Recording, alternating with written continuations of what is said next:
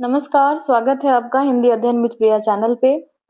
हमने सरस्वती गोविंद पांडे जी के पुस्तक से यूनिट 1 के अंतर्गत जो भाषा का विकास पोर्शन है उसको पढ़ के समाप्त कर लिया था। तो बाद में मैंने देखा कि ये कुछ इम्पोर्टेंट टॉपिक थे 2-3 जिसको मैं ऐड करना भूल गई थी। तो शॉर्ट वीडियो के माध्यम से मैं अपलोड कर दे रही हूँ बना के, आप रिवीजन कर लीजिएगा इसको। हमने पढ़ा था कि 4 भौगोलिक क्षेत्र के अंतर्गत 18 भाषा परिवारों को प्रमुखता दी गई है, जिसमें कौन यूरेशिया भौगोलिक क्षेत्र और प्रशांत महासागरीय भूखंड से जो भी भाषा परिवार हैं, उसमें से कौन-कौन सी बोलियों का विकास हुआ, ये इम्पोर्टेंट हो जाता है, सवाल ऐसा बन जाता है कई बार। तो देख लीजिएगा, पहला सामी-हामी परिवार से जो निकली हुई बोली है वो है अरबी और हिब्रू। उराल अल्ताइक परिवार से तुर्की। द्रविड़ परिवार से तमिल, मलयालम, तेलुगु, गोंड, कन्नड़ और तुलु निकली हुई है। चीनी परिवार से मैते, गारो, बोडो, नागा और नेवारी। आगे प्रशांत महासागरीय भूखंड के अंदर जो मलय पॉलिनेशियाई परिवार और ऑस्ट्रो एशियाटिक भाषा परिवार आते हैं। तो मलय पॉलिनेशियाई परिवार से जो विकसित हुई बोली है वो है जावा, और ऑस्ट्रो एशियाटिक परिवार से जो विकसित हुई बोली है वो है संथाली, मुंडा या कोल या मुंडारी, भूमिज वगैरह। आगे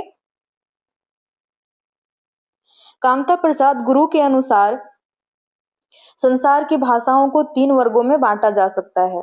तो कामता प्रसाद गुरु की पुस्तक में ये दी गई थी कि संसार की भाषाओं को 3 वर्गों में बांटा जा सकता है। उन्होंने ऐसा ज़िक्र किया और 3 वर्गों में बांटा, आर्य भाषाएँ, सामी भाषाएँ और तुरानी भाषाएँ।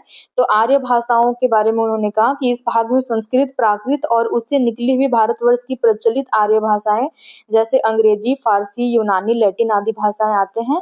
सामी भाषाओं में इब्रानी, अरबी और हबसी भाषाएँ आते हैं, और तुरानी भाषाओं में मुगली, चीनी, जापानी, द्रविड़ी जो दक्षिणी हिंदुस्तान की भाषाएँ हैं, और तुर्की आदि भाषाएँ हैं वो आते हैं। आगे चलेंगे। आगे हम देखेंगे कि कुछ अपभ्रंश के यहाँ पे भेद दिए गए हैं, और उन अपभ्रंश से किन-किन बोलियों का विकास हुआ है वो दिया हुआ है। जैसे मागधी अपभ्रंश से जो निकली हुई बोली है वो है बिहारी, बांग्ला, उड़िया और असमी।